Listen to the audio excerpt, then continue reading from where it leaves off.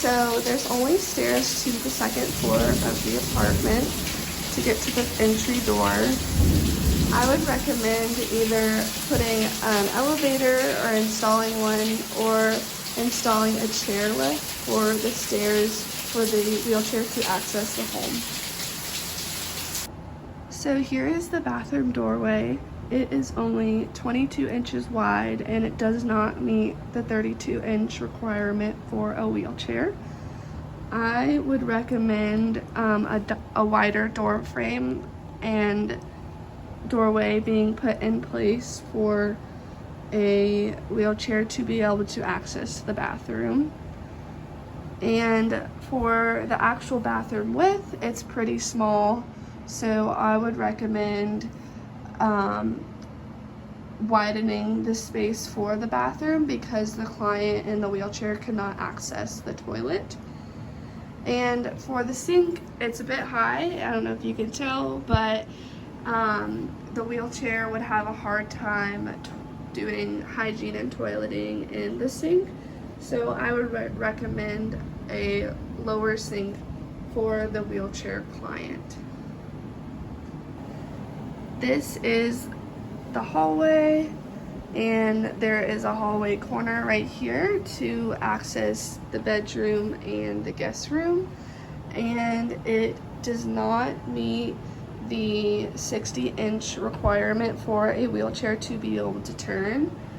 And I would recommend just removing this entry table to provide room for the wheelchair to do the full turning radius. So this is the washer and dryer. The dryer does meet requirements for the client to be able to reach in and out of the dryer door for a wheelchair bound person. The washer does not, so I would recommend putting a washing machine that has a front door just like the dryer for it to be accessible to a wheelchair bound person. This is the kitchen of the home, and it is wide enough for a wheelchair to access the kitchen, rolling forwards and backwards, but it does not provide the 60-inch width for a wheelchair to be able to have the clearance to turn around.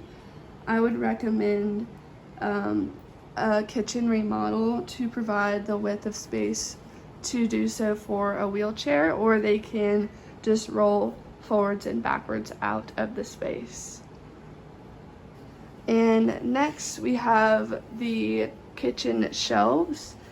The client will be able to reach the bottom shelf on each cabinet, but they cannot reach the upper two cabinets. I would recommend either some more lower kitchen shelving rather than cabinets, or some more drawers for the client to be able to access. This is the kitchen stove. If the client is faced parallel with the stove, they are able to cook and access the stove.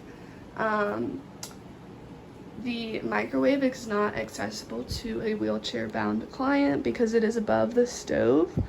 And my recommendation for a microwave for a wheelchair bound person, I would recommend putting a countertop microwave for the client to be able to access. This is the living room entry space.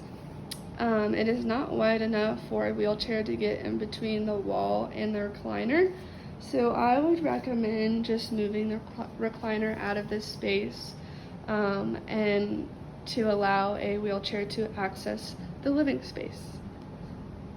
A wheelchair is able to fit in between the couch and the dining table, and they can only access 2 of the 6 chairs, so I would recommend a smaller dining table for this dining space for the patient to be able to access all parts of the dining table. This is the guest bedroom doorway. It does not meet the 32-inch requirement for a wheelchair, And same goes for the master bedroom doorway. It is only 22 inches as well, and it does not meet the 32-inch requirement for a wheelchair to access these rooms. I would recommend a wider door frame to be put in place for both rooms for the wheelchair to access these rooms of the home.